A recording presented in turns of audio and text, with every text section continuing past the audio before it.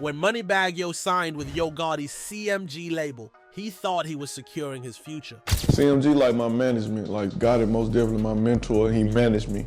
And it was just, it's a good experience because he gonna tell you like, chase the dream, not the money. But what he really did was sign up for a lifetime of betrayal, beef, and a target on his back. So what's really going on with you and MoneyBagg?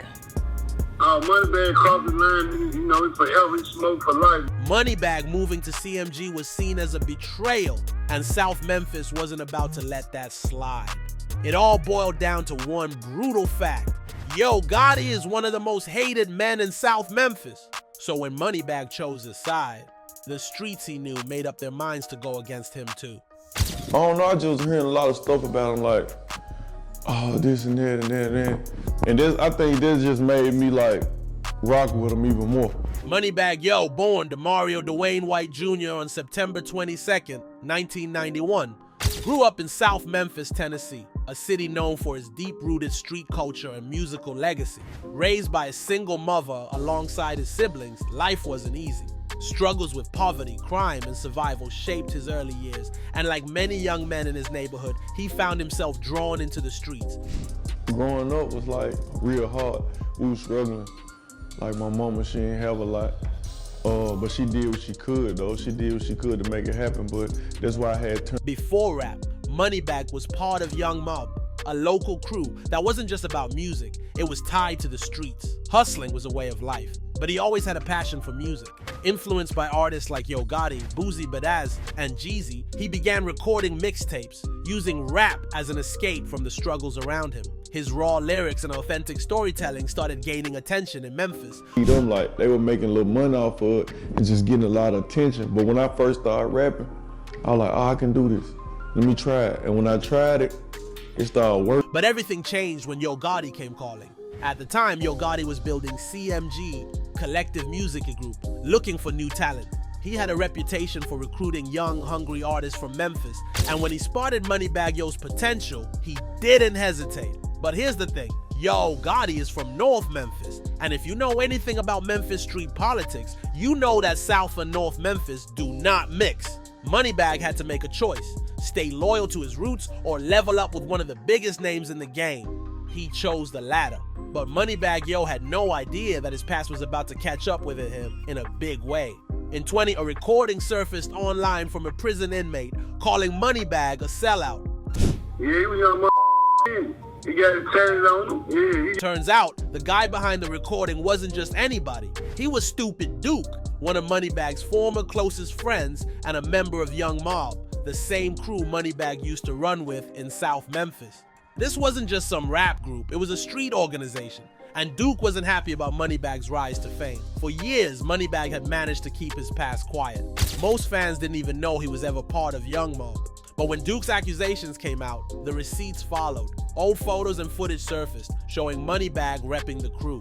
Duke claimed that when MoneyBagg signed to Yo Gotti's CMG label, he switched sides and started working with the opposition. Now, to understand why this was such a big deal, you have to go back. In a Vlad TV interview, MoneyBagg once downplayed the beef, saying people were mad at him for no reason since nobody had even been offered over the situation. Nobody didn't get killed over this anyway, like leave it alone. Right. You know what I'm saying? Like, let's keep going. You So know they what I'm almost saying? looking like. While that may have been true, there were still real consequences. Someone had been shot. In fact, everything connects back to Thanksgiving weekend in 2010, outside Level 2 nightclub in Memphis. That night, a huge fight broke out, and before it was over, 6 people had been shot. The 2 people at the center of it, Yo Gotti and a guy named Lance Taylor, better known as OG Boo Dirty. If that name sounds familiar, it should. OG Boo Dirty was one of MoneyBagg's childhood friends and Stupid Duke's blood brother. OG Boo Dirty wasn't just any street dude. His rap sheet included arson, attempted murder, and a shooting outside Club Envy. Basically, Young Mob was deep in the streets. And this wasn't just rap beef, this was real life. As MoneyBagg's success grew, the tension didn't fade. More proof surfaced that he was once close with OG Boo Dirty, including a diss track from years ago called Get 'Em G, where MoneyBagg could be seen standing beside Boo Dirty, taking shots at Yo Gotti. This just made Duke's claims look even more legit. Duke and other Young Mob members didn't let it slide. They started calling out MoneyBagg online, saying he turned his back on his people. Then they took it to music, dropping a diss track aimed at MoneyBagg on CMG. MoneyBagg fired back on his 2020 album, Time Served, with a song, Thinking Out Loud, addressing the situation. How you talking behind jail walls? I just sent you some. Duke wasn't done though. He dropped another diss track, keeping the pressure on. Then things got even crazier. A man claiming to be MoneyBagg's own father came forward, accusing him of forgetting his roots and switching up after making it big. He even posted old pictures of MoneyBagg with his Young Mob crew, adding more fuel to the fire. What started as street beef had officially spilled into the industry, and MoneyBagg Yo was caught right in the middle of it. What made things worse? Young Dolph did not respect MoneyBagg Yo. On the surface, it looked like there was no beef, but behind the scenes, Dolph never trusted MoneyBagg. To outsiders, MoneyBagg Yo seemed like just another Memphis rapper on the rise, someone who had carved out his own lane and gained respect in the industry. But those who knew the politics of Memphis rap understood that his affiliation with Yo Gourdi's collective music group, CMG, meant that any relationship with Dolph was already tainted. Dolph was an independent artist who had built his empire from the ground up, rejecting major label deals and maintaining full control over his music. His friction with Yo Gourdi was no secret, and as far as Dolph was concerned, anyone standing next to Gourdi was automatically on the other side. Dolph knew that anyone under Yo Gourdi was automatically an enemy. Memphis rap politics ran deeper than just music. The city had long been divided into different factions, with CMG and Dolph's Paper Route Empire, PRE, being two of the most powerful forces in the game. But the tension between them wasn't just about who was making better music. It was personal. Dolph had accused Yo Gourdi of trying to block his success for years.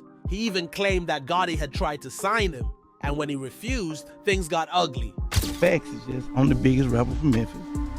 I actually was helping them. I didn't really just wanted to sign them, you know what I mean? Giving them advice, letting them come out on my shows. You know what I'm saying? Like telling them how the game goes. Diss tracks, social media shots, and even real-life violence escalated the situation. And while MoneyBagg Yo tried to remain neutral in the public eye, Dolph never saw him that way. In Dolph's eyes, MoneyBagg Yo wasn't just another Memphis artist trying to make it. He was someone who had chosen a side. Before MoneyBagg signed with CMG, he had been affiliated with certain Memphis street figures who weren't tied to Yo Gourdi. Some even speculated that MoneyBagg and Dolph had mutual connections in the past. But once MoneyBagg inked his deal with Gourdi, all of that changed. Dolph saw it as a betrayal, a move that showed where MoneyBagg's true loyalty lay. And in the streets, loyalty was everything. This wasn't just about rap, this was street politics. To fully understand the gravity of the situation, you have to understand how deep-rooted Memphis rap beefs really are. The music industry might portray rivalries as just business, diss tracks, competition, and flexing on social media. But in places like Memphis, these conflicts spill over into real life. When rappers claim certain neighborhoods or street affiliations, their words carry weight. And when beefs escalate, they don't just end with words. For Dolph, his independence in the industry also symbolized his independence in the streets. He didn't bow down to labels, and he didn't bow down to rival crews. He had been shot at multiple times before his death, surviving an infamous 2017 shooting in Hollywood where his SUV was reportedly hit over 100 times. He had also been shot in North Carolina later that same year. And through it all, he never backed down. That's why when Dolph was gunned down in broad daylight, the streets took notice. Dolph's emder wasn't just a loss for hip-hop, it was a seismic shift in the Memphis music scene. The fact that he was often in his hometown while supporting a local business he had frequently patronized sent a chilling message. This wasn't a random act of violence. It was calculated, precise, and carried out in broad daylight as if to make a statement. All eyes turned to CMG. Yo Gourdi went silent, and MoneyBagg Yo stayed quiet. After Dolph's death, the silence from CMG spoke volumes. While Yo Gourdi had been vocal in his beef with Dolph in the past, he did not publicly address the K-ing. The same went for MoneyBagg Yo. Neither rapper made any immediate statements, and the lack of response only fueled speculation. In the streets, silence can sometimes say more than words ever could.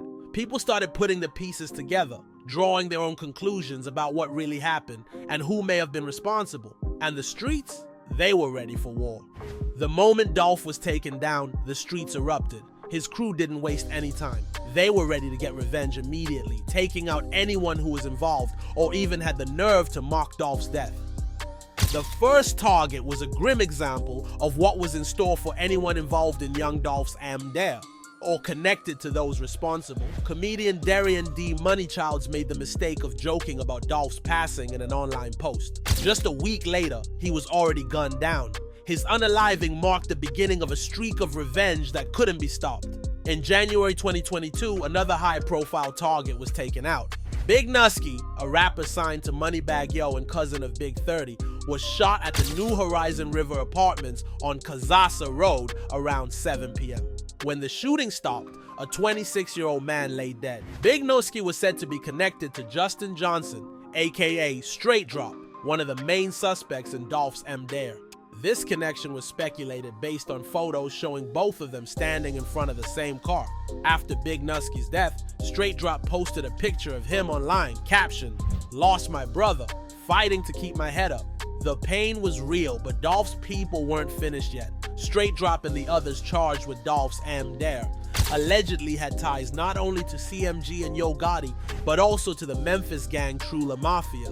The OG of this gang, Joshua Taylor, aka CEO Teezy, was also on the cops' radar for the Dolph hit. However, Teezy wouldn't be around much longer. On June 14, 2023, officers responded to a call about a man down at Spotswood Avenue near Bunton Street at 12:56 p.m. They found Taylor suffering from gunshot wounds, dead at the scene. Reports suggested that he had actually been shot the night before and was discovered lifeless in a car near a church around 1 p.m. Vitalis Taylor, also known as CEO Teezy, was found shot to death in Orange Mound Wednesday at Spotswood and Bunton. Those who live nearby tell us Taylor was actually shot the night before, discovered lifeless. News outlets labeled Teezy as a high-profile gang member and linked him publicly to the group that dared Dolph. YouTube journalist King Ake even speculated that Straight Drop would have needed Teezy's go-ahead to carry out the hit on Dolph, implying that by taking out Teezy, Dolph's crew was eliminating a key figure. Teezy ain't just no gang member. Teezy was the head of True La Mafia. The cycle of revenge didn't stop there. The next shocking casualty was a female rapper, Destiny Golden, aka Lotta Cash Desto. Her Dare demonstrated that no one was off limits. On September 24th, 2022, Desto was with a female friend in the 5500 block of Richmond Avenue around 2:40 a.m. when they stopped behind a dark 4-door vehicle at a traffic light. Two male shooters emerged from the dark vehicle, walked up to Desto's car, and opened fire, KOing Desto and injuring her passenger. This brutal attack led many to believe it was another act of retribution for young Dolph's Dare. In a twist that nobody saw coming, another person linked to orchestrating young Dolph's hit was none other than Lotta Cash Desto's father, Hernandez Govan. And asked for young Dolph to be murdered. Mr. Govan has been indicted and is in custody for being involved in the young Dolph. He played the role of the person who solicited. After he was arrested, he posted online, hinting that his own actions might have led to his daughter's tragic death. It seemed like the pieces of his deadly puzzle were falling into place, with every new victim connecting back to Dolph's Dare. Dolph's people were relentless, and their next target proved just that. On August 18, 2023, the Memphis Police Department reported that gunfire erupted around 9:30 a.m. at a BP gas station on South Parkway East. Officers responded to the scene and found a man with a fatal gunshot wound to Manuel Benson, Black Youngstar's brother. The shooter didn't even bother masking up, and the police had a clear image of him, which they released to the public along with a $5,000 reward for information.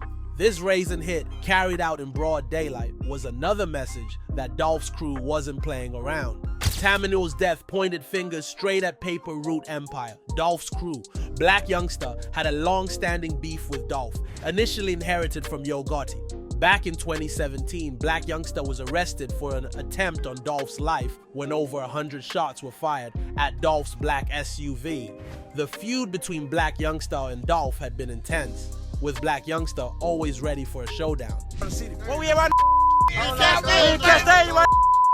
What the? Wait. Where he at? Where he at? Where he at? Where he at?